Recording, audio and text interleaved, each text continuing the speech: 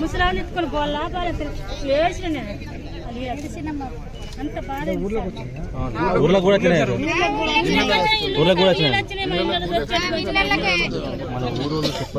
వచ్చినాయి నీళ్లు అంత బాధ. ముసలాన్ని ఎత్తుకొని పోవాలా, బాలికను పట్టుకొని పోవాలి. బాగా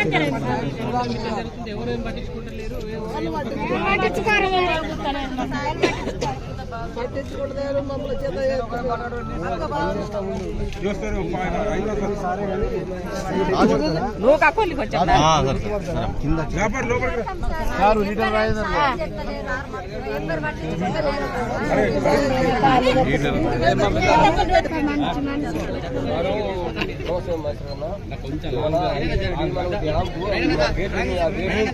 వర్షకాలం మొత్తం విడిచిపెట్టి ఇంత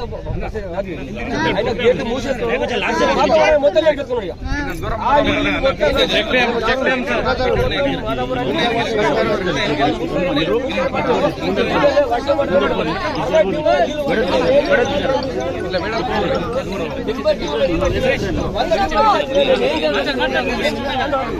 మొత్తం గేటు మరి వర్షకాలం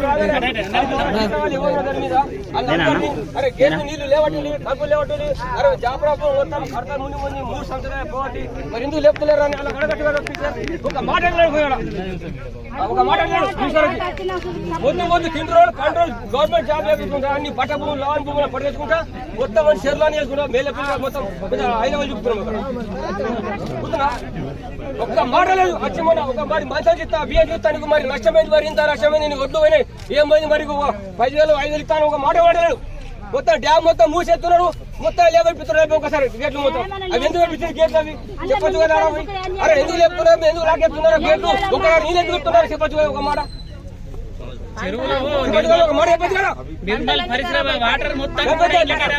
జాబరాపురం గెలిపి మళ్ళీ వచ్చి మా ఊర్లో యువలు మాట్లాడడం పట్టుతారు.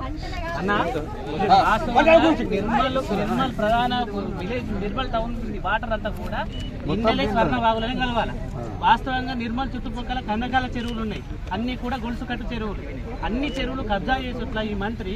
దీనివల్ల ఈ రోజు ఈ విపత్తు అనేది ఘోరంగా 3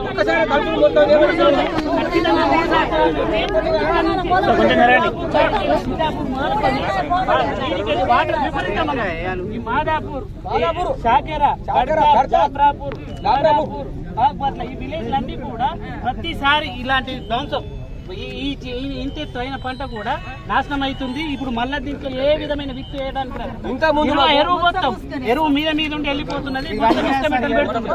ఈ ఇసుకమెట్టలు పెట్టడానికి ప్రధాన కారణం ఏంటిదంటే వాస్తవంగా నిర్మల్ నీళ్ళన్నీ కూడా ఎక్కడెక్కడ చెరువులలో ఆగి ఆ చెరువులలోకి వెళ్ళి అంటే వాటర్ వెళ్ళిపోయి ఉంటే అన్ని కబ్జా గురి కావడం వల్ల ఆ కబ్జాల వల్ల వాటర్ విచ్చలవిడిగా ఈజీగా బాగులోకి రావడం అనేది జరుగుతుంది.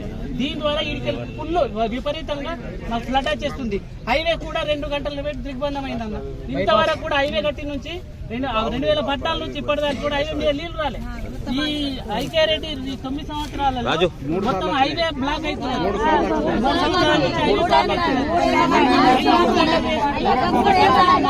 ఇంకా పోనీ ఈ 3 సంవత్సరాల నుంచి పాపం ఇలా భర్త ఫారెన్లో పోయి భక్తుడు చిన్న పిల్లలు పట్టుకుని వ్యవసాయం చేస్తుంది సార్.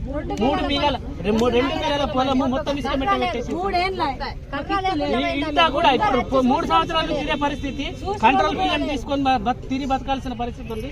పొలం ఉండి కూడా మళ్ళీ ఏమన్నా అంటే ఏదైనా సాయం చేస్తున్నారంటే 1 రూపాయి సాయం లేదన్న.